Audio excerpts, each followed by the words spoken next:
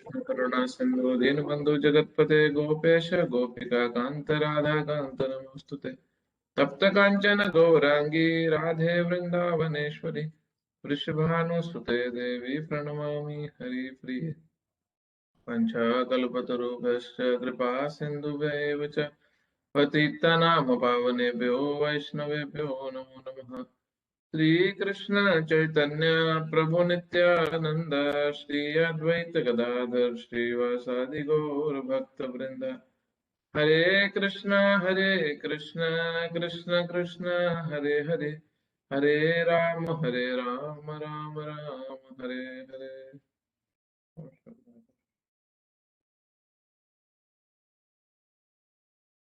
नमो विष्णुपदाय कृष्ण पृष्ठाय भूतले श्रीमते भक्ति वेदांत स्वामी नित्य नामिने नमस्ते सरस्वती देवे गौरवाणी प्रचारिणे निर्विशेष शून्यवादी पाश्चात्य देश तारिणे।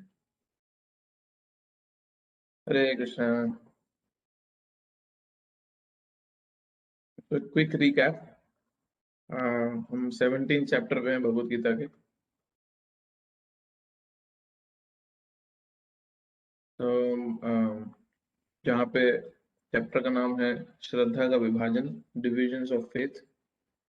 किस तरह भगवान भगवद गीता में इस चैप्टर में बता रहे हैं कि प्रकृति के 3 गुणों के हिसाब से हमारा फेथ, हमारी वर्शिप, हमारा खाना, हमारा यज्ञ करना, हमारा तपस्या करना, हमारा दान देना भी किस तरह इन 3 गुणों के हिसाब से विभाजित है।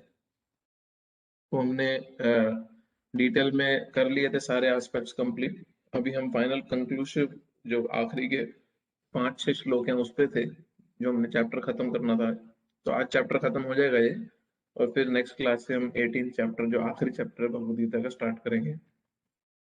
तो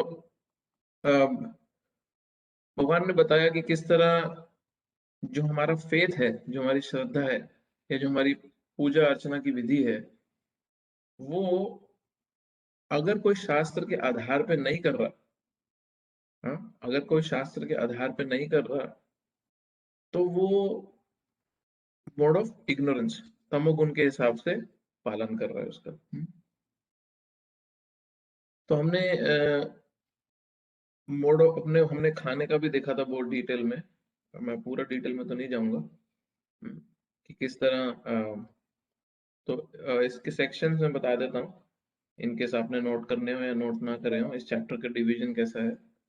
तो पहले से लेके 7वां श्लोक जो था उसमें भगवान ने श्रद्धा और वर्शिप, पूजा, दोनों की का डिवीजन बताया है, प्रकृति के गुणों में कैसे ये विभाजित है।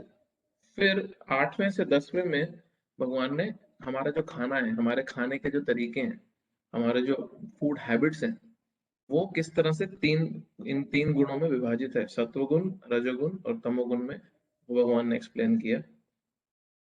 फिर 11वें से 13वें श्लोक में भगवान ने बताया किस तरह सैक्रिफाइस, जो हमारे यज्ञ हैं, वो कैसे 3 गुणों में विभाजित हैं। अगर कोई भगवान के प्रति अपनी ड्यूटी समझ के यज्ञ सैक्रिफाइस करता है तो वो सत्वगुण में है। क्या ड्यूटी समझ के कि सब कुछ मुझे भगवान से आ रहा है और मेरी ये ड्यूटी है कि मैं भगवान को in the form of thank you, in the form of my gratitude, मेरे कृतज्ञता प्रकट करने भगवान के प्रति यज्ञ करूं। और अगर कोई यज्ञ करता है जस्ट सिर्फ अपने मटेरियल बेनिफिट के लिए कि मेरा यज्ञ करूंगा तो मेरे को और फैसिलिटी मिलेगा, मेरा और धन बढ़ जाएगा, मेरे और परिवार में वृद्धि होगी, समृद्धि बढ़ेगी, सब होगा, तो ये मोड ऑफ पैशन, ये रजोगुण में यज्ञ किया जाता है। और कोई व्यक्ति अगर यज्ञ करता है बिना किसी श्रद्धा के, किसी प्रकार की श्रद्धा नहीं है शास्त्र में, और अपने ही विधि बना के कुछ यज्ञ कर रहा है, तो वो तमोगुण में आता है। अभी रिसेंटली मैं पढ़ रहा था कि एक 93 ईयर ओल्ड का आदमी,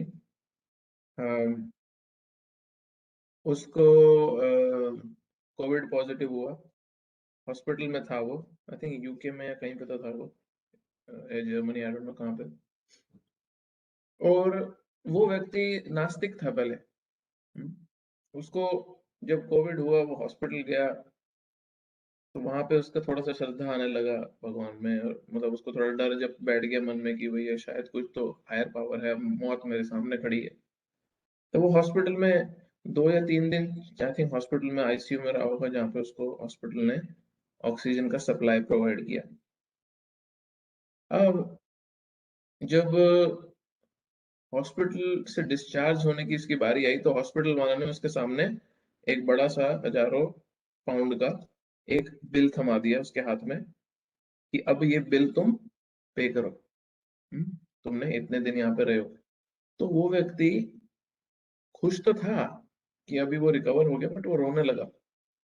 तो हॉस्पिटल का स्टाफ भी एकदम सीरियस होकर उसको समझाने लगा कि तुम अभी नहीं पे कर सकते तो किस्तों में पे कर देना, कोई हेल्प चाहिए बैंक से, कुछ लोन लेना है, कुछ है, तो तुम रो मत अगर तुम्हारे पास पैसे नहीं है।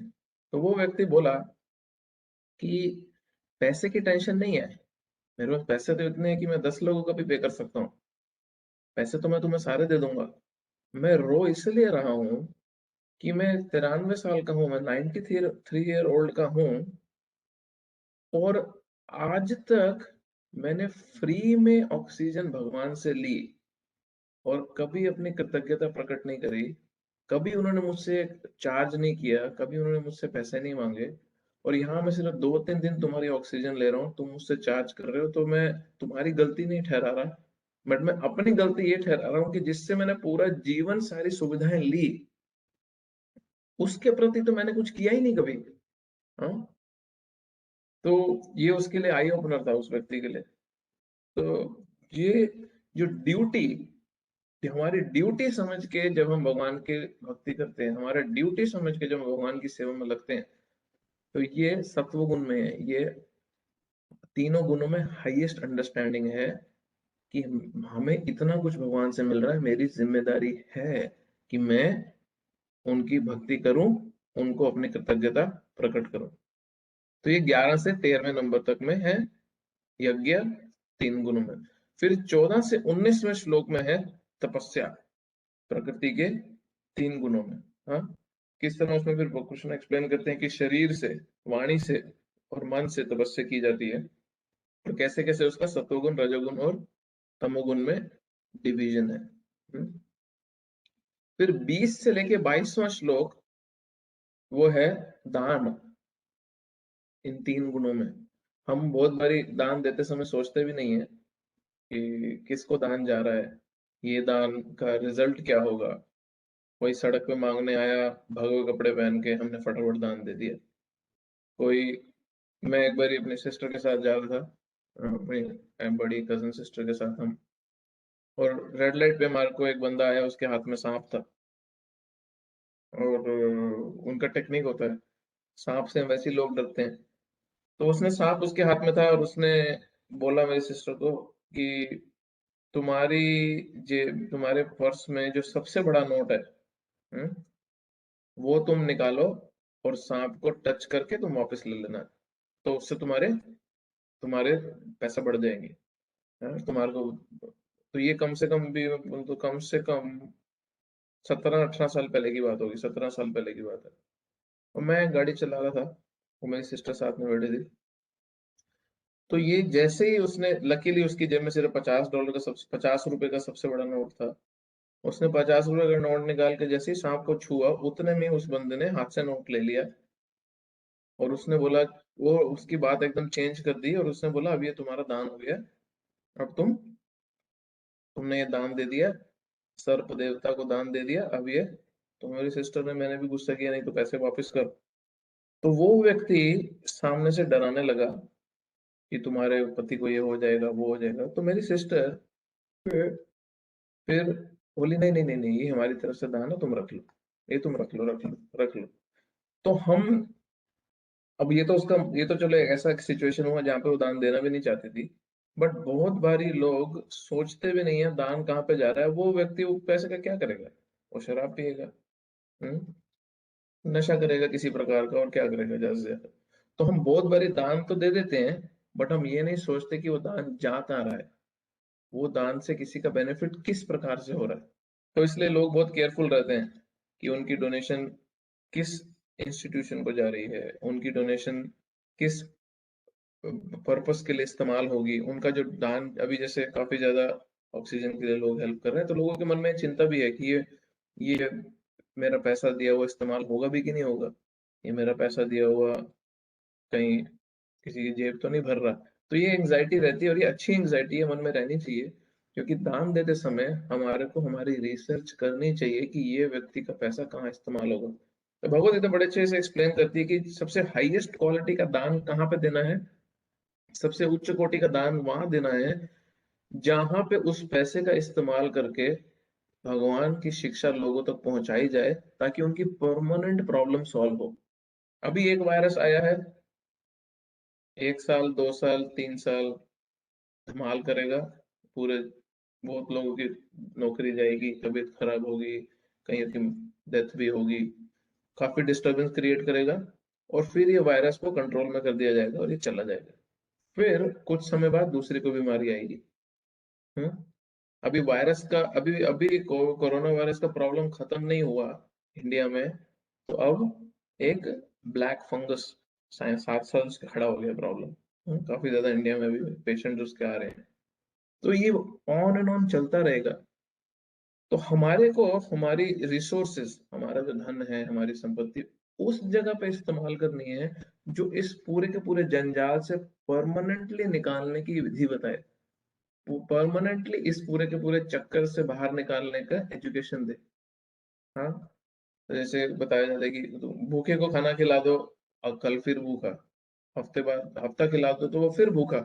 बट अगर उस व्यक्ति को आध्यात्मिक ज्ञान दे दिया खाना खिलाने के साथ साथ, तो वो अगले जन्मों जन्मों तक इस नरक वाली स्थिति से बच जाएगा और अपनी परम गति को प्राप्त करने के लिए आगे बढ़ेगा। जैसे एक उदाहरण आता है कि अगर मेले में बच्चा खो जाए, ये कई बार मैंने उदाहरण दिया है, अगर एक मेले में बच्चा खो जाए, तो वो मेले में जो बच्चा खोया है उसको एक अंकल मिलते हैं और अंकल उसको बोलते हैं, बेटा आप रो मत, ये लॉलीपॉप खा लो, आपको अच्छा लगेगा। तो वो बच्चा रोता रोता लॉलीपॉप मिलते ही खुश हो जाता है, लॉलीपॉप मिल लीजिए। तो लॉलीपॉप खा रहा है, लॉलीपॉप खा रहा है, भूल गया कि वो घूम गया है मेले में। जैसे ही उसकी लॉलीपॉप खत्म होती है, जैसे ही उसकी जो टॉफी खा रहा है वो खत्म होती है, वो फिर से उसको याद आता है कि अरे मैं तो घूम गया हूँ। वो फिर से रोना शुरू करता है। तो अंकल देखते हैं, अरे ये तो लॉलीपॉप खा के चुप हो गया था, खुश हो गया था, तो मैं ऐसा करता हूँ, इसको 50 लॉलीपॉप ला के दे देता हूँ, खाता रहेगा, खुश रहेगा। कितने समय तक वो बच्चा लॉलीपॉप खा के खुश रहेगा? थोड़े समय बाद तो वो बच्ची लॉलीपॉप भी फेंक देगा और जोर जोर से रोना शुरू करेगा। तो वो जो अंकल था, अगर वो थोड़ा सा और दिमाग लगाता, उसको लॉलीपॉप देने की बजाय वो अगर संघर्ष करे कि उसके माता पिता को खोज लूं किसी तरह मेले में खोए हुए, और उसको उसके माता पिता से मिलवा दूं, तो ये जो संघर्ष है, ये जो हार्ड वर्क उसका रहता, ये उस बच्चे को एक्चुअली में हैप्पी कर देता, परमानेंटली हैप्पी कर देता, क्योंकि वो अपने माता पिता के साथ वापस मिल गया। हम्म? तो भले बीच में उसको ढूंढते समय में लॉलीपॉप खिला दो, क्या प्रॉब्लम है? कोई भूखा है उसको खाना खिला दो। हम्म? बट अगर उसको खाना खिलाने के नाम पे आपने उसको प्रसाद खिलाया और आध्यात्मिक ज्ञान भी दे दिया, तो आपने उसकी लॉन्ग टर्म परमानेंट बेनिफिट कर दिया। और ये एक स्पिरिचुअल इंस्टीट्यूशन, चाहे इस्कॉन है, चाहे काफी सारे स्पिरिचुअल इंस्टीट्यूशंस हैं, उनकी ड्यूटी होनी चाहिए। उनकी ड्यूटी ये होनी चाहिए कि वहां पे स्पिरिचुअल नॉलेज दी जाए। वहां पे धीरे धीरे धीरे धीरे एक आत्मा जो भगवान से विमुख होके इस भौतिक जगत में, इस मटेरियल वर्ल्ड में एंजॉय करना चाहती है, उसको धीरे धीरे एजुकेट किया जाए। अगर कोई जल्दी एजुकेट होना चाहता है तो वो भी ऑप्शन है, बट एटलीस्ट उसको ऑप्शन हो कि वो भगवान की तरफ मुख मोड़ सके अपना। तो ये प्रकृति के 3 गुणों में ये सारी एक्टिविटीज डिवाइडेड थी। अब हम 23वें श्लोक पे जाएंगे, जो 23वें से 28वां श्लोक इस चैप्टर का कंक्लूजन है, जहां पे ओम तत् सत की भगवान डिस्क्रिप्शन देंगे। तो 23rd श्लोक आप खोल लो प्लीज।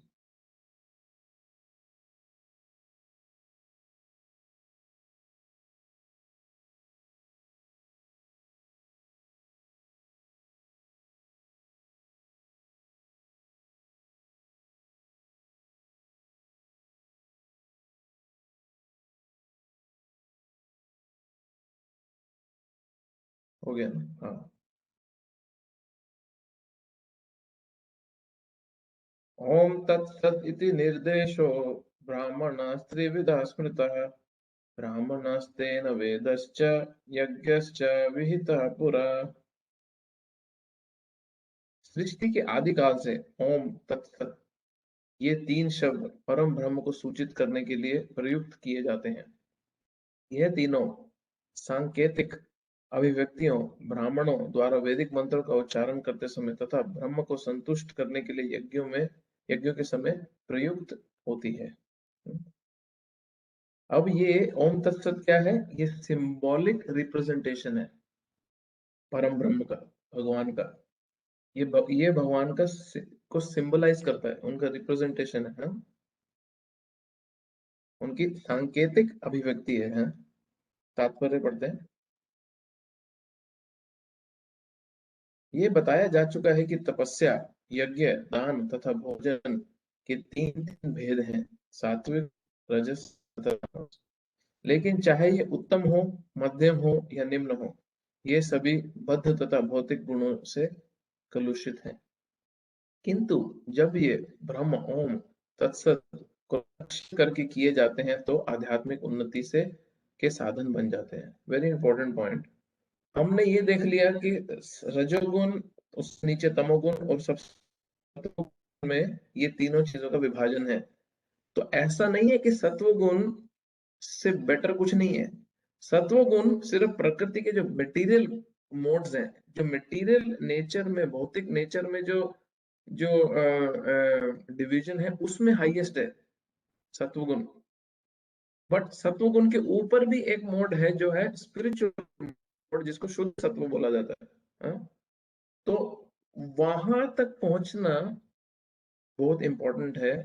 नहीं तो सत्व गुण में रह के व्यक्ति को पुनः जन्म लेना पड़ता है। उसको भगवान का धाम या भगवान का सानिध्य, भगवान की भक्ति सत्व गुण से प्राप्त नहीं होती। सत्व गुण से बहुत आसान हो जाता है उसका भक्ति करना। इंग्लिश में उसको बोला जाता है कि सत्व गुण जो है वो स्प्रिंग बोर्ड है स्पिरिचुअल लाइफ के प्रति। स्प्रिंग बोर्ड मतलब अगर आप किसी जंपिंग वाले उसमें हो, स्प्रिंग बोर्ड में खड़े हो, या जो ट्रैम्पोलिन भी हो, में बच्चे कूदते हैं जिसमें स्प्रिंग लगा होता है और वो बच्चे इजीली उछल पाते हैं। तो जो सत्व गुण है वो स्प्रिंग बोर्ड की तरह है, जिसमें आप अगर हल्की सी छलांग मारते हो तो आप काफी ऊंचा चले जाते हो। तो वो सत्व गुण का इस्तेमाल हमें करना है, ताकि हम अपनी आदतें, अपना स्वभाव, अपने उठना बैठना खाना पीना सब जब क्लीन कर लें तो हमारा उसको स्पिरिचुअलाइज करना बहुत आसान हो जाए। जैसे स्प्रिंग बोर्ड पे जंप मार के बहुत जल्दी ऊंची जगह पे पहुंचा जा सकता है। शास्त्रों में ऐसे लक्ष्य का संकेत हुआ है। ओम तत्सत ये तीन शब्द विशेष रूप में परम सत्य भगवान के सूचक हैं। वैदिक मंत्रों में ओम शब्द सदैव रहता है। जो व्यक्ति शास्त्रों के विधानों के अनुसार कर्म नहीं करता, उसे परम ब्रह्म की प्राप्ति नहीं होती। भले ही उसे क्षणिक फल प्राप्त हो जाए, लेकिन उसे चरम गति प्राप्त नहीं हो पाती। तात्पर्य यह है कि दान, यज्ञ तथा तप को सदोगुण में रहकर करना चाहिए। रजो या तमोगुण में संपन्न करने पर ये निश्चित रूप में निम्न कोटि के होते हैं। ओम तत्सत शब्दों का उच्चारण परमेश्वर के पवित्र नाम के साथ किया जाता है। उदाहरण: ओम तद विष्णु। जब भी किसी वैदिक मंत्र का या परमेश्वर का नाम लिया जाता है तो उसे उसके साथ ओम जोड़ दिया जाता है। यह वैदिक साहित्य का सूचक है। यह तीन शब्द वैदिक मंत्रों के लिए से लिए जाते हैं। हाँ, ये बड़ा ही इंपॉर्टेंट पॉइंट है। हमने देखा होगा ओम नमो भगवते वासुदेवाय, मंत्र आते हैं, ओम तद विष्णु परम पदम सदा पश्यन्ति सूर्य, कैसे कई सारे ऐसे मंत्र हैं। हम्म।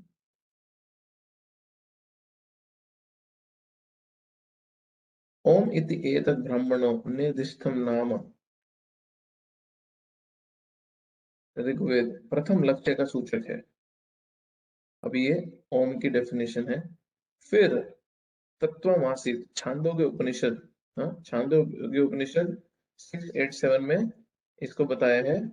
क्या बताया है? दूसरा लक्ष्य का सूचक है तत् का। ये डिफरेंट डिफरेंट डेफिनेशन एक्सप्लेन की। ओम तत् सत तथा सद एव सौम्य। छांदोग्य उपनिषद में वापस से सत का डेफिनेशन बताया है, सद एव सौम्य, हाँ? तृतीय लक्ष्य का सूचक है। ये तीनों मिलके ओम तत् सत हो जाते हैं। ये हम डिटेल में डिस्कस करेंगे आगे चल के, अभी पढ़ते हैं सिर्फ। आदि काल में जब प्रथम जीवात्मा ब्रह्मा ने यज्ञ किए, तो उन्होंने इन तीनों शब्दों के द्वारा भगवान को लक्षित किया था।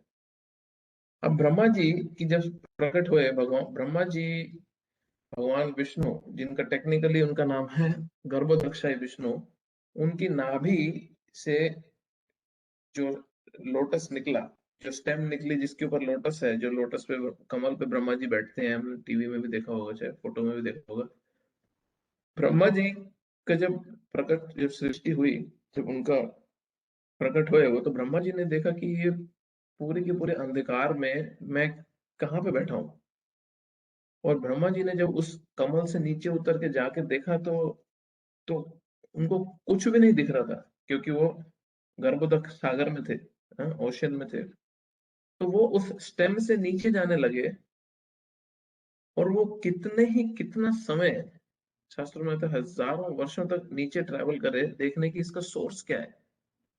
और वो उस सोर्स को ना प्राप्त कर नहीं समझ पाए, और वापस वो कमल पे आके बैठे और वो मेडिटेट करने लगे कि मैं, मेरा क्या पर्पस है, मैं क्या करने यहाँ उत्पन्न हो, और मैं हूँ कहाँ पे। तब ब्रह्मा जी को ये भागवतम में पूरा डिस्क्रिप्शन है। जिस समुद्र पे वो बैठे थे ब्रह्मा जी, जिस समुद्र के ऊपर वो लोटस था, वहां से पानी से तप तप तप तप आवाज आने लगी। और ब्रह्मा जी को अंदर से भगवान ने ये स्फूर्ति दिया कि तुम तपस्या करो।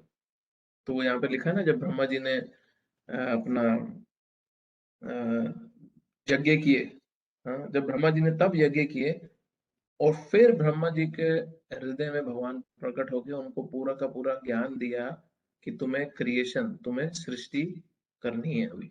तो ब्रह्मा जी ने सृष्टि का कार्य स्टार्ट किया। बहुत अच्छे से एक्सप्लेन है सारा।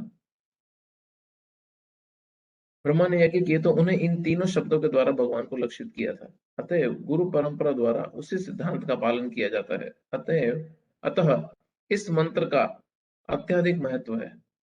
अतः भगवत गीता के अनुसार कोई भी कार्य ओम तत्सत के लिए, अर्थात भगवान के लिए किया जाना चाहिए। जब कोई इन तीन शब्दों को के द्वारा तप, दान तथा यज्ञ संपन्न करता है, तो वह कृष्ण भावनामृत के कार्य करता है। कृष्ण भावनामृत दिव्य कार्यों का वैज्ञानिक कार्यान्वतन है, कार्यान्वयन है, जिससे मनुष्य भगवत धाम वापस जा सके। ऐसी दिव्य विधि से कर्म करने में शक्ति का क्षय नहीं होता। हम्म हम आगे पढ़ेंगे, फिर थोड़ा सा डिटेल एक्सप्लेन करते हैं इस ओम तत्सत का। बहुत इंपॉर्टेंट है, बट वेरी इंपॉर्टेंट पॉइंट जो याद रखना आप, कि ये भगवान का सिंबॉलिक रिप्रेजेंटेशन है, ये भगवान की तरफ संकेत कर रहा है। कई बार मन में आएगा कि फिर हम कृष्ण का नाम क्यों ले रहे हैं, फिर हम राम का नाम क्यों ले रहे हैं, फिर ओम तत्सत क्यों नहीं बोलते। तो ओम तत्सत रिप्रेजेंट करता है भगवान की पर्सनालिटी को। हम्म?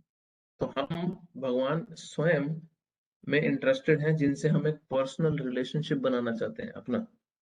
और ओम तत्सत का जो एक्सप्लेनेशन है, जो हम आगे भी पढ़ेंगे अभी, वो है कि वो भगवान को का संकेत करता है उनकी सारी शक्तियों के प्रति, जिसमें उनकी इम्पर्सनल एनर्जी भी आती है, जिसमें उनकी पर्सनल फॉर्म भी आती है। अगला श्लोक। तस्माद् ओम इति उदाहृत्य यज्ञदान तप क्रियः प्रवर्तन्ते विधानोक्ता सततम ब्रह्मवादिनाम्। अतएव योगी जन ब्रह्म की प्राप्ति के लिए शास्त्रीय विधि के अनुसार यज्ञ, दान तथा तप की समस्त क्रियाओं का शुभ आरंभ सदैव ओम से करते हैं। तो हमेशा जितने भी मंत्र, जितने भी यज्ञ, दान, तपस्या किए जाते हैं, उसमें जो मंत्र का उच्चारण होता है, उसमें सबसे पहले ओम है, जो भगवान को रिप्रेजेंट कर रहा है। तात्पर्य। ओम तत् विष्णु परम पदम, ऋग्वेद में है, विष्णु के चरण कमल परम भक्ति के आश्रय हैं। भगवान के लिए संपन्न हर एक क्रिया सारे कार्य क्षेत्र की सिद्धि निश्चित कर देती है। भगवान के लिए कोई भी उनके बिहाफ पे कोई भी काम किया जाए उसमें परफेक्शन गारंटीड है। तो अभी इसमें बताया कोई भी, ये अभी डिवाइड करेंगे ओम की डेफिनेशन, अभी अगले श्लोक में तत् की डेफिनेशन, तो सत की डेफिनेशन आएगी। तो अभी ओम की डेफिनेशन क्या बताई भगवद गीता में, कि सारे के सारे यज्ञ दान तपस्या से पहले ओम का उच्चारण किया जाता है भगवान की प्राप्ति के लिए, टू अटेन द सुप्रीम। अगला श्लोक।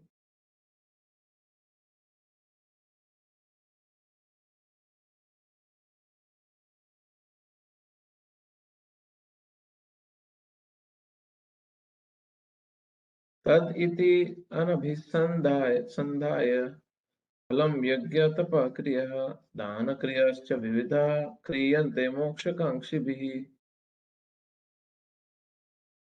मनुष्य को चाहिए कि कर्म फल की इच्छा किए बिना विविध प्रकार के यज्ञ, तप तथा दान को ततः शब्द कहकर संपन्न करे। हम्म, ऐसी दिव्य क्रियाओं का उद्देश्य भव बंधन से मुक्त होना है। ये तत् शब्द का है, तात्पर्य में देखते हैं। आध्यात्मिक पद तक उठने के लिए मनुष्य को चाहिए कि वो किसी लाभ के निमित्त कर्म ना करे, सारे कार्य भगवान के परम धाम वापस जाने के उद्देश्य से किए जाएं, जो चरम उपलब्धि है। हम्म,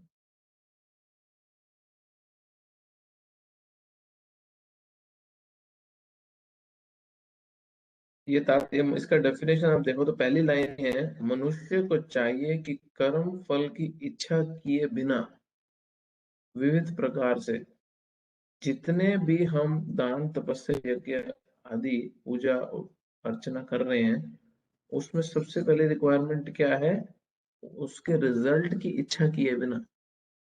हाँ, उसके रिजल्ट की इच्छा किए बिना उसको संपन्न किया जाए। वो क्या करता है, जो तात्पर्य में प्रभुपाद जी बता रहे हैं, सारे कार्य भगवान के परम धाम वापस जाने के उद्देश्य से किए जाएं। वो हमारा हाईएस्ट परफेक्शन अपने हर एक्टिविटी में लानी है, ग्रेजुअली ग्रेजुअली धीरे धीरे। अभी तो हम भगवदगीता भी सुनेंगे, माला भी करेंगे, तो हमको हर चीज में लगेगा मेरा फायदा क्या है, मेरा फायदा क्या है। बट हमारे को धीरे धीरे इस स्तर पे आना है कि हम अपने फायदे, अपने मटेरियल फायदे, अपने भौतिक फायदे के कम सोचें और वापस से पुनः भगवान से अपना रिश्ता स्थापित हो उसकी ज्यादा चिंता करें। तो ये तत्व रिप्रेजेंट करता है। हाँ, ओम तत् सत, ये तत्व इसको रिप्रेजेंट करता है। अगला,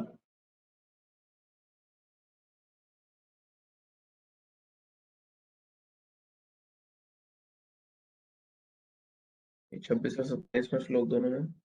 सद्भावे साधु भावे च सद इति एतत् प्रयुज्यते प्रशस्ते कर्माणि तथा सच्छब्द पार्थ युज्यते यज्ञ तपसि दाने च स्थिति सद इति चोच्यते कर्म चैव तदर्थीयां सद इति एवाभिविद्यते।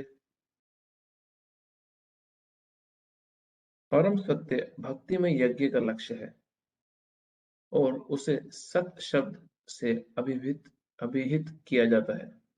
हे पृथापुत्र, ऐसे यज्ञ का संपन्न करता भी सत कहलाता है, जिस प्रकार यज्ञ तप तथा दान के सारे कर्म भी जो परम पुरुष को संपन्न करने के लिए संपन्न किए जाते हैं, सत हैं। अभी सत इसमें क्या रिप्रेजेंट कर रहा है, भक्ति को सत से रिप्रेजेंट किया है और भक्त को भी सच से रिप्रेजेंट किया है। और जो कार्य किया जाता है, सो भगवान, भक्त और भक्ति, हम्म, इन तीनों को सच से रिप्रेजेंट किया गया है। हम तात्पर्य में पढ़ते हैं इसको, ये थोड़ा टेक्निकल टॉपिक है, बट जितना समझ सकते हैं धीरे धीरे समझेगा।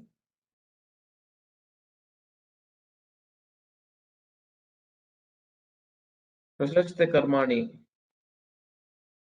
अर्थात नियत कर्तव्य, हमारा जो प्रिस्क्राइब ड्यूटीज है, सूचित करते हैं कि वैदिक साहित्य में ऐसी कई क्रियाएं निर्धारित हैं जो गर्भधान से लेकर मृत्यु तक संस्कार के रूप में है। ऐसे संसार ऐसे संस्कार जीव की चरम मुक्ति के लिए होते हैं। ऐसी सारी क्रियाओं के समय ओम तत्सत उच्चारण करने की संस्तुति की जाती है। सद्भाव तथा साधु भाव आध्यात्मिक स्थिति के सूचक हैं। कृष्ण भावनामृत में कर्म करना सत है, और जो व्यक्ति कृष्ण भावनामृत के कार्यों के प्रति सचेष्ट रहता है वह साधु कहलाता है। हाँ? श्रीमद् भागवतम 3:25 में कहा गया है कि भक्तों की संगति से आध्यात्मिक विषय स्पष्ट हो जाता है। इसके लिए सतम प्रसंगात शब्द व्यवहित हुआ है। बिना सत्संग के दिव्य ज्ञान उपलब्ध नहीं हो पाता। किसी को दीक्षित करते समय या यज्ञोपवीत करते समय ओम तत्सत शब्दों का उच्चारण किया जाता है। इसी प्रकार सभी प्रकार के यज्ञ करते समय ओम तत्सत या ब्रह्म की चरम लक्ष्य ओम तत्सत या ब्रह्म ही चरम लक्ष्य होता है। तदर्थीयम शब्द ब्रह्म के प्रतिनिधि करने वाले किसी भी कार्य में सेवा करने के सूचक हैं, जिसमें भगवान के मंदिर में भोजन पकाना तथा सहायता करना जैसी सेवाएं या भगवान के यश का प्रसार करने वाला अन्य कोई भी कार्य सम्मिलित है। इस तरह ओम तत्सत शब्द समस्त कार्यों को पूरा करने के लिए कई प्रकार से प्रयुक्त किया जाता है।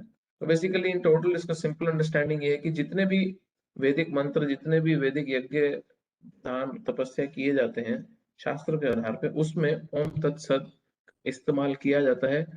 किस अंडरस्टैंडिंग से? कि ये भगवान के लिए है, ये भगवान की सेवा के लिए तो है, बट ये भगवान को चेतना में रख के है, और ये भगवान की प्राप्ति के लिए भी है। जो भी मैं कार्य कर रहा हूँ, ऐसा व्यक्ति क्या कहलाता है? साधु कहलाता है।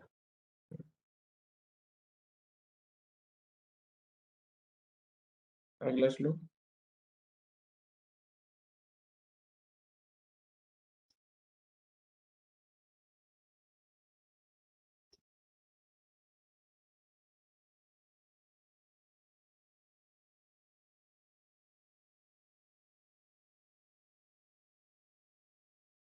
अश्रद्धया हुतं दत्तं तपस्तप्तं कृतं च यत् असद् इति उच्यते पार्थ न च तत्प्रेत्य न इह। हे पार्थ, श्रद्धा के बिना यज्ञ, दान या तप के रूप में जो भी किया जाता है वह नश्वर है। वेरी इंपॉर्टेंट पॉइंट है। श्रद्धा के बिना, फेथ के बिना यज्ञ, दान, तपस्या जो भी किया जाता है वो वेस्ट है बेसिकली। वह असत कहलाता है, और इस जन्म तथा अगले जन्म दोनों में ही व्यर्थ जाता है। जब श्रद्धा ही नहीं है, अब ये श्रद्धा जो है, फेथ, ये अंधविश्वास नहीं है। इसके पीछे बहुत वैज्ञानिक अंडरस्टैंडिंग रहता है व्यक्ति का, उसका रियलाइजेशन रहता है, उसका साक्षात्कार रहता है, उसका शास्त्रिक अध्ययन रहता है, और फिर उसका फेथ आगे बनता है। और वो श्रद्धा बड़ी इंपॉर्टेंट है कोई भी प्रकार के कार्य करने में। अगर वो श्रद्धा नहीं है तो वो बेसिकली नश्वर है, उसका परमानेंट रिजल्ट नहीं मिलता। कुछ थोड़ा सा मटेरियल बेनिफिट मिल जाएगा, और यज्ञ, दान, तपस्या का पुण्य मिल जाएगा, स्वर्गों में स्थान मिल जाएगा, बट फिर से वो खत्म हो जाएगा। हमें परमानेंट रिजल्ट चाहिए।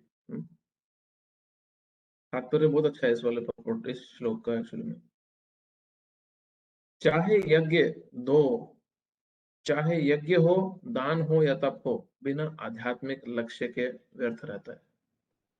Very solid statement. चाहे यज्ञ करें किसी प्रकार का, चाहे किसी को दान दे रहे हो, चाहे तपस्या दे कर रहे हो, अगर गोल स्पिरिचुअल नहीं है तो वो यूजलेस है। क्यों यूजलेस है? लोग बोलेंगे अरे नहीं, बेनिफिट तो मिलता है। हाँ, बेनिफिट मिलेगा, बट मटेरियल बेनिफिट मिलेगा, परमानेंट बेनिफिट नहीं मिलेगा। हम्म नश्वर नश्वर रिजल्ट मिलेगा, जो नाश हो जाएगा थोड़े समय में उसका एंजॉय करके। अतः इस श्लोक में यह घोषित किया गया है कि ऐसे कार्य कुसत हैं। प्रत्येक कार्य कृष्ण भावनामृत में रह के ब्रह्म के लिए किए जाना चाहिए। संपूर्ण वैदिक साहित्य में भगवान में श्रद्धा की संस्तुति की गई है। ऐसी श्रद्धा या समुचित मार्गदर्शन के बिना कोई फल नहीं मिल सकता। समस्त वैदिक आदेशों का पालन का चरम लक्ष्य कृष्ण को जानना है।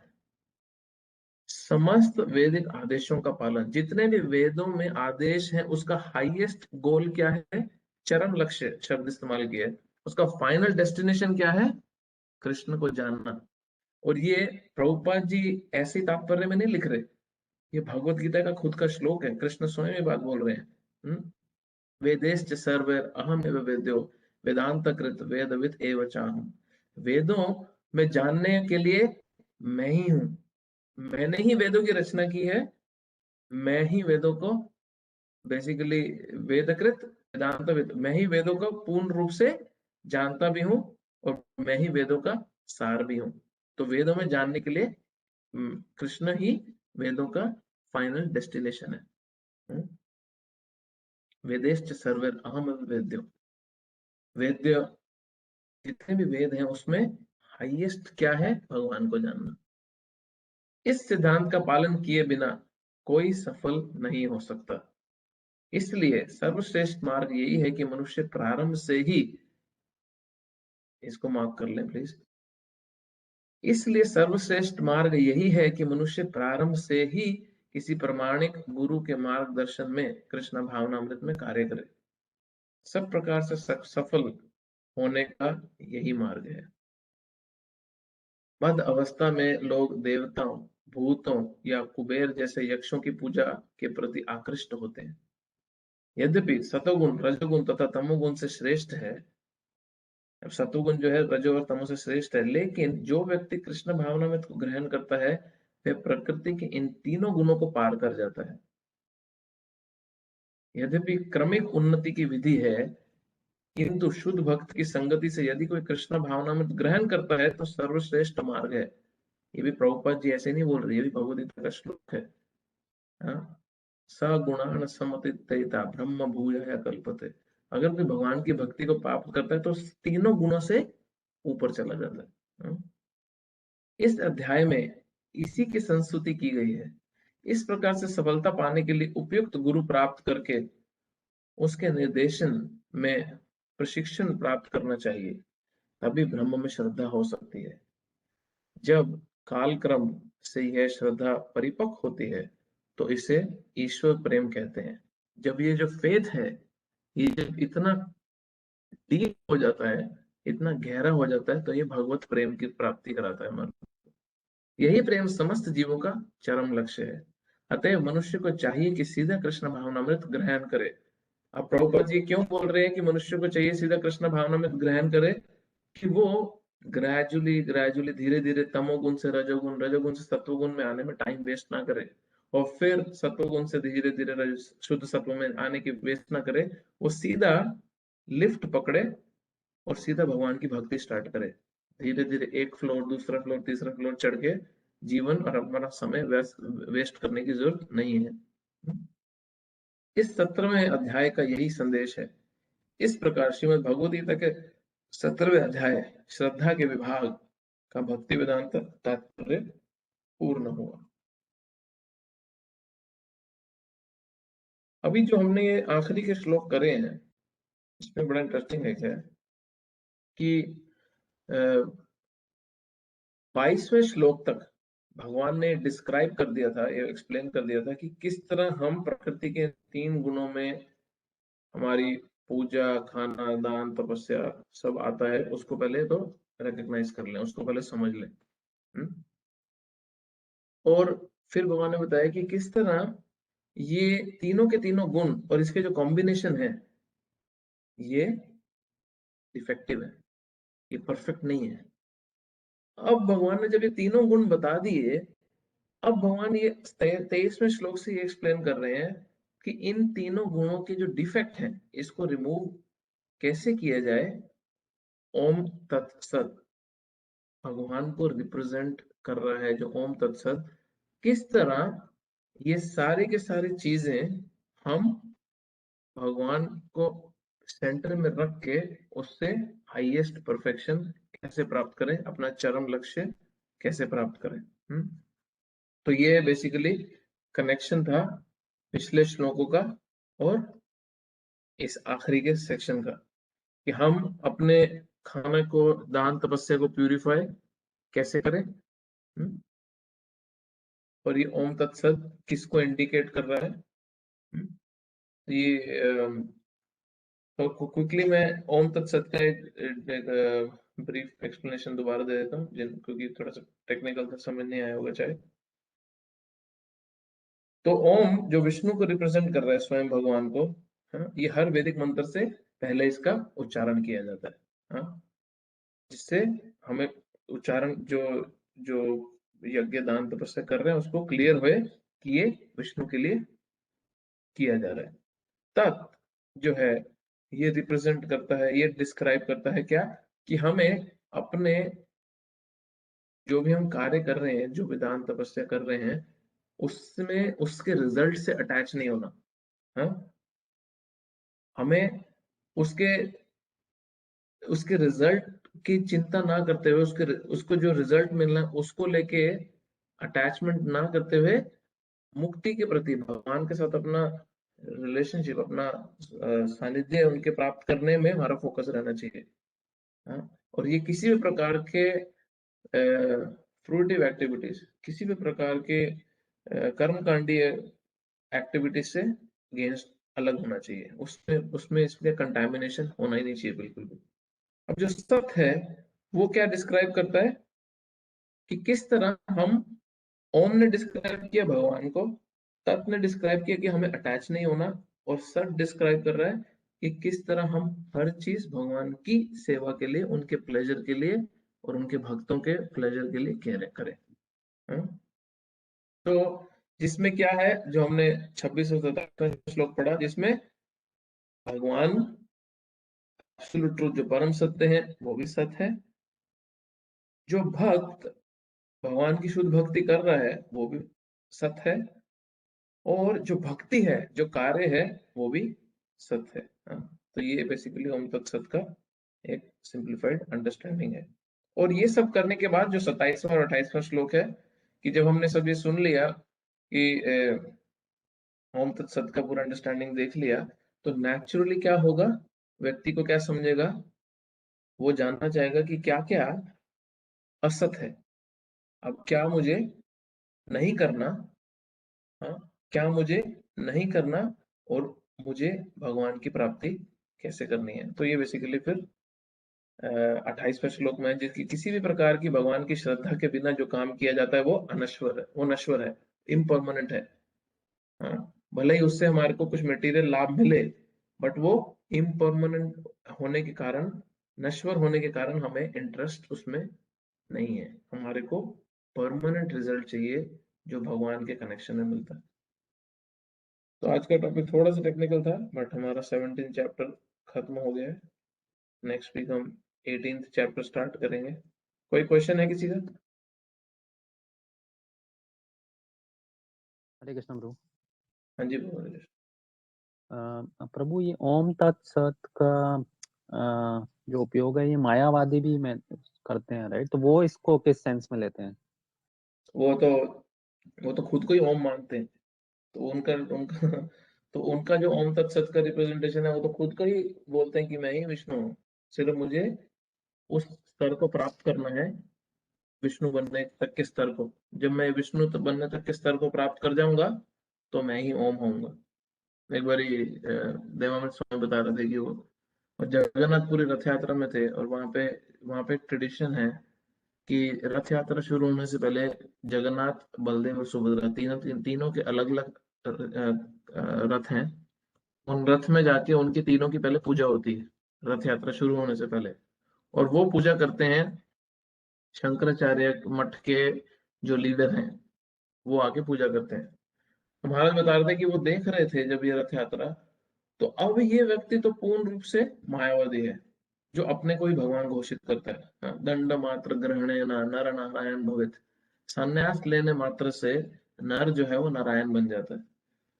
तो महाराज बोल रहे थे कि जब वो व्यक्ति जगन्नाथ की पूजा कर रहा था, तो उसकी जो कॉन्शियसनेस थी वो जगन कि मैं जगन्नाथ का दास हूं, ये नहीं थी, उसकी चेतना थी कि मैं ही तो जगन्नाथ हूँ, तो मैं अपनी ही पूजा कर रहा हूँ। तो this is a very very deep concept they have, and then जितना भी वो टेक्निकल उसको एक्सप्लेन करें, तो ओम तत्सत अगर वो यूज भी करते हैं तो उनकी अंडरस्टैंडिंग और उनकी इंटरप्रिटेशन बहुत ही उल्टी है बेसिकली। जो एग्जैक्टली तो मुझे नहीं पता वो किस तरह यूज करते हैं, बट जो उनकी फिलोसफी है उसके हिसाब से मैं आपको बता रहा हूँ। Okay Prabhu, thank you. और कुछ? कृष्णा प्रभु, मेरा एक क्वेश्चन है। हाँ ये लास्ट क्लास से है। जैसे कि आपने बताया था कि जब हमारी भक्ति में हम स्थिर तब नहीं होते जब हमारा मैं पूरे से समझ नहीं पाई थी। तो फिर क्या हो रहा है कि शुरू में जैसे हम जब आए थे इस्कॉन में, तो जैसे किसी गुरु ने कुछ चैस्टाइज कर दिया या किसी कोई गलती हो गई, तो हम उसको बहुत बुरा मान लेते हैं। हम बोलते हैं ये तो इंसान मुझे पसंद ही नहीं है, आई वोंट फॉलो हिम और I don't want to listen to the instructions, ऐसा करके। बट ग्रेजुअली जब हम जैसे जैसे प्रैक्टिस करते हैं भक्ति, we get matured, we get understanding कि नहीं ये तो सही है, ये मेरे भले के लिए हो रहा है। तो then we want to become like them. How do we make the reconciliation? Like ऐसे हम उनसे फिर patch up करें या फिर so that the instructions start getting, या हम उसको follow करना शुरू कर दें ऐसा। और ये ऐसा इसलिए होता है प्रभु कि हम ये हमारा डिमोनियक मेंटालिटी होता है, इसलिए हम ऐसा करते हैं। इन जनरल इसमें कोई बहुत ज्यादा सोचने विचारने की जरूरत नहीं है, सिंपल अंडरस्टैंडिंग है इसका। वो यही है कि जैसा बोला जाए वैसा करो, उसके आगे बहुत ज्यादा सोचने या अपना दिमाग पर्सनली लगाने की जरूरत नहीं रहती। क्योंकि जो भगवान के भक्त हैं, अगर भगवान का भक्त एक्चुअली परंपरा को, शास्त्र को, प्रभुपाद को रिप्रेजेंट कर रहा है, तो हमारे को बहुत ज्यादा अपना दिमाग लगाने की जरूरत नहीं है। जो ऑलरेडी कंटेमिनेटेड, हम सबका मेटीरियली कंटेमिनेटेड माइंड रहता है, जैसा बोला जाए सिर्फ उतना ही करें और ज्यादा सोचे ना उस पर। और भी क्वेश्चन है किसी का? वो एक और क्वेश्चन था मेरा। बोलिए। वो क्वेश्चन ये है कि जैसे अभी आपने कहा कि श्रीला प्रभुपाद ने कहा कि हम इधर शुद्ध भक्ति की तरफ बढ़े ताकि हम ज़्यादा टाइम वेस्ट नहीं करें। लेकिन जैसे हम क्लास में जब बैठते हैं तो जनरली हमें शुरू में यही कहा जाता है, जब हम पूछते हैं कि शुद्ध भक्ति की जो ट्रेट्स होते हैं, 6 ट्रेट्स होते हैं, वो क्या होते हैं, तो जनरली जो इंस्ट्रक्टर्स होते हैं यही बोलते हैं कि वो तो बहुत ऊंचे स्टेज की बात है, भक्ति भाव या प्रेम भाव, तो उसके बारे में जानना अभी इतना जरूरी नहीं है। That is all scattered information in scriptures. तो वो जानना क्यों नहीं जरूरी है अभी? ऐसा नहीं है कि वो जानना जरूरी नहीं है, बट हमें हमें तो अभी पहले तो ये रियलाइज करना जरूरी है ना कि हमें शरीर और मन नहीं आत्मा है। और फिर साइमल्टेनियसली जब ये समझ भी लेते हैं शरीर ये मन नहीं है आत्मा है, तो फिर हम भगवान की भक्ति में जब आगे आगे बढ़ते हैं तो ऑटोमेटिकली हम शास्त्र तो पढ़ ही रहे हैं, शास्त्र पढ़ते हैं तो ये इन्फॉर्मेशन तो ऑटोमेटिकली आएगा ही। प्रभुपाद ने अपनी बुक्स में सारी इन्फॉर्मेशन दी है, कुछ छुपा के नहीं रखा है। प्रॉब्लम ये है कि हम प्रभुपाद की बुक्स कितना डिटेल में पढ़ रहे हैं, कितना अच्छे से पढ़ रहे हैं। ये सारी इन्फॉर्मेशन भक्ति भाव, जितना भी डिटेल स्टडी है भगवत प्रेम की, वो प्रभुपाद की बुक्स में सारी है। अब हमारे को सब कुछ एक ही लेक्चर में जानना तो वो पॉसिबल नहीं होगा। जैसे जैसे हम प्रगति करते जाएंगे, प्रभुपाद की बुक्स पढ़ते जाएंगे, ये सारी की सारी इन्फॉर्मेशन हमें मिलती जाएगी। जी प्रभु। और प्रभु एक और बात, जैसे कि श्रीला प्रभुपाद जो थे वो तो ट्रांसडेंटल थे और उनके सारे डिसाइपल्स को ये बात पता थी। तो फिर मैंने एक लेक्चर में सुना था या कहीं पे पढ़ा था कि उनके डिसाइपल्स जब उनके साथ रहते थे और वो बहुत ही ट्रांस में होते थे प्रभुपाद, तो उनकी ऑरा या एनर्जी को डिटेक्ट करने के लिए उन वो डिसाइपल्स कुछ रिकॉर्डर रखते थे ताकि उनके एनर्जी लेवल्स को डिटेक्ट कर सके। तो जब वो जानते थे कि वो ट्रांसडेंटल हैं तो वो रिकॉर्ड करके प्रूव करने की क्या कोशिश करते थे? तो ये गलत इन्फॉर्मेशन है आपकी, पता नहीं आपने कहाँ से उठाई है। कोई रिकॉर्डर लेके उनकी एनर्जी को रिकॉर्ड नहीं करता था। वो प्रभुपाद की वाणी को रिकॉर्ड करते थे, प्रभुपाद के वर्ड्स थे उसको रिकॉर्ड करते थे। प्रभुपाद के एटलीस्ट कितने ही 100 मॉर्निंग वॉक्स, कन्वर्सेशंस, लेक्चर्स सब रिकॉर्डेड हैं। तो वो कोई मीटर लेके वहां बैठते नहीं थे उनकी एनर्जी रिकॉर्ड करने, वो सिर्फ प्रभुपाद जो बोल रहे थे उसको रिकॉर्ड करते थे। कितनी सारी प्रभुपाद की जो छोटी बुक्स हैं वो प्रभुपाद की इन्हीं कन्वर्सेशन से बनी है। तो आपका इंफॉर्मेशन गलत है इसमें। किसी और को भी क्वेश्चन है?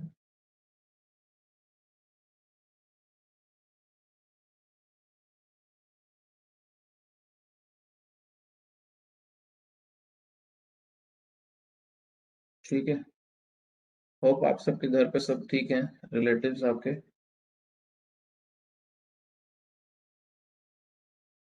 वी कैन चैंट 3 times और सबके बेनिफिट के लिए, सबके रिलेटिव्स, नॉन, सबकी प्रोटेक्शन के लिए। आप सब लोग अपनी अपनी जगह पे भी चैंट कर सकते हो, अनम्यूट कर सकते हो। We can all chant together, हम एक साथ चैंट कर सकते हैं। 3 टाइम हरे कृष्ण महामंत्र करते हैं, जिसको अनम्यूट करके करना है वो कर सकते हैं। हरे कृष्ण कृष्ण कृष्ण कृष्ण हरे हरे, हरे हरे राम राम हरे राम राम हरे राम हरे। राम हरे हरे, हरे कृष्ण हरे कृष्ण कृष्णा हरे हरे कृष्णा हरे कृष्ण राम राम हरे हरे। राम राम राम हरे हरे, हरे हरे कृष्ण कृष्णा कृष्ण हरे हरे कृष्ण, हरे, हरे राम राम राम हरे राम हरे राम राम राम हरे हरे। हरे कृष्ण। Thank you. प्रभुपाद की जय, ग्रंथ श्रीमद् भगवद गीता की जय।